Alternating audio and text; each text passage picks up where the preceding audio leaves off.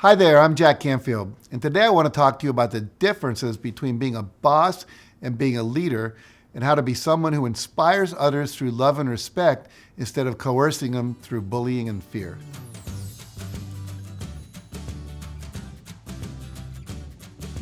Just as a reminder, I want you to know I release new videos every week, so click the subscribe button and the bell icon to receive notifications when I release new videos. Now I want you to consider this question. Are you a boss or are you a leader? Understanding the difference between the two will help you become a better manager, business owner, teacher, trainer, coach, parent, even a better spouse. To start off, when I say boss, I'm talking about the kind of manager whose leadership strategies are all about command and control.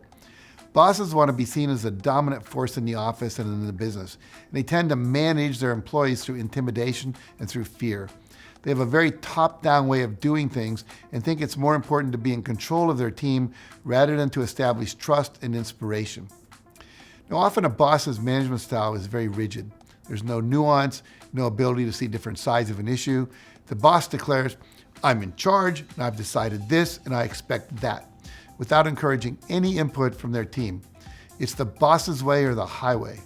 Now, of course, big decisions need to be made all the time in business, and being decisive is necessary and important.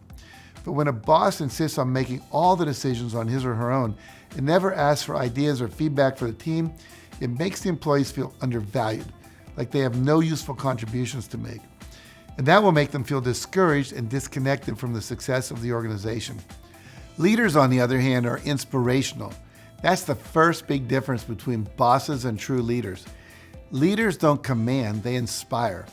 Instead of making declarative statements of how things will be done, the leader asks for input and then provides a compelling vision that others are eager to get behind because they see their own ideas and input reflected in it. Their leaders then give the team the tools, the confidence, and the support they need to do their best work. And as a result, they end up feeling more ownership and more connection to the organization's success. Now, while we talk about the qualities of leaders, make sure to click the link on the top right of the screen to take a 60-second quiz and discover your true leadership potential.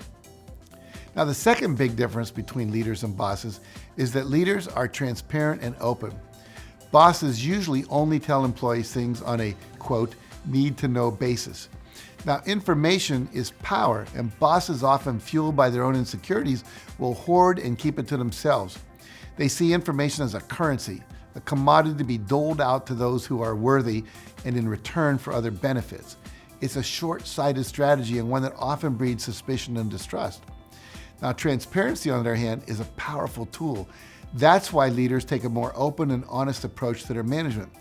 They understand they don't have to have all the answers, so they share what information they have and then they open it up for discussion, because they know that sharing information and then seeking feedback from others and input from them invites new perspectives, new ways of thinking, and new solutions. Leaders understand that people want to be valued. They want to know that their efforts, their insights, and their ideas are recognized and appreciated.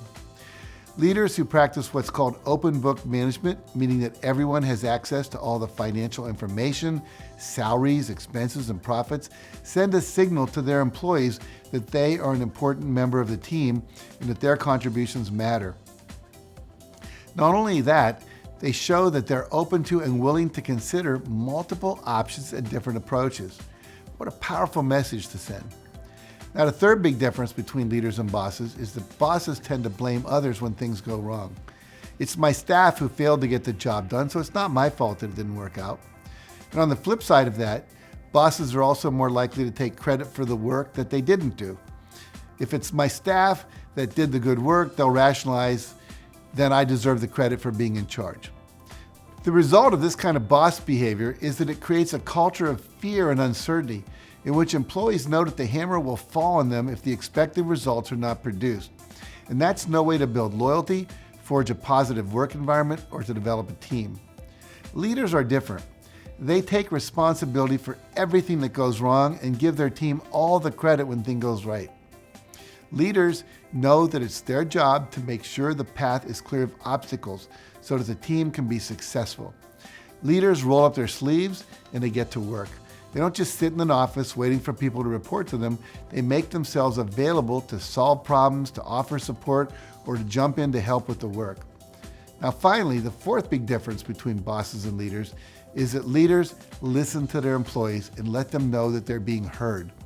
Leaders care about the opinions and the ideas of the people on their team. They encourage their team to express their thoughts without fear of criticism or judgment.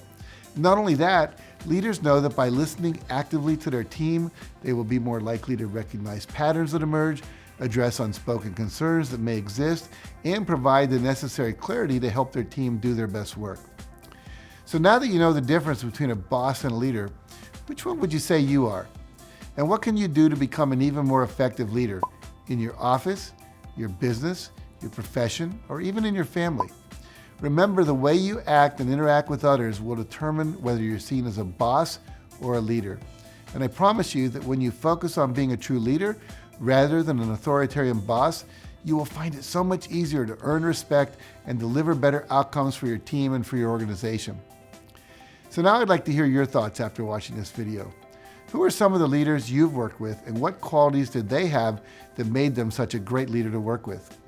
And if you feel inspired to answer that question, please leave a comment below with your answer. I'd love to read what you have to say. Thanks for watching, and remember, nothing in your life will change for the better until you do. Now, if you found this video helpful, please make sure you like it, share it with a friend who may need it, and subscribe to my channel for more videos like this one. And for some additional resources on how to become a better leader, visit my website at JackCanfield.com. Thanks again for watching, and remember, nothing in your life will change for the better until you do.